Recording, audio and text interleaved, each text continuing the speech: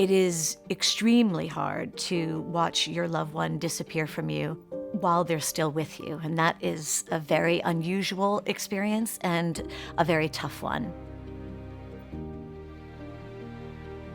My father started having signs that he thought something was wrong around 61, and he was initially diagnosed with early onset dementia, and then it was maybe another 5 years before he was diagnosed ultimately with vascular dementia.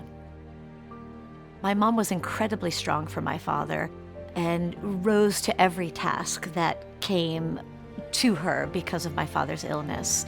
I was always so incredibly impressed at her dedication and devotion and patience and all of those things that you need to be a caregiver. I like to think of more the times where I was able to get him out of his wheelchair and dance with him. We put on some music and have a dance party, so to say, with my son. And those sort of are great memories that I have of the later days that brought light and joy to the room and to what our life was at that time. I see many traits in my son that remind me of my father, and those are wonderful days when he is kept alive through the spirit of my son and memories.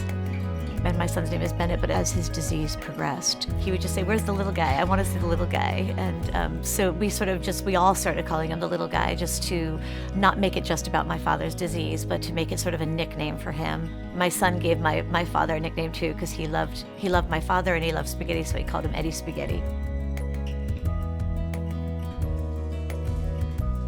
Hopefully by sharing our story, it honors my father, but also makes other families who are going through this feel that they're not alone and that they're going through very similar situations. We talk about the decline, but there is a lot of life that is involved through the process as well, and that life is what you hold on to as a family member going through this, and you remember those. I remember those times so clearly, even up to the very end, and that is what helps you through.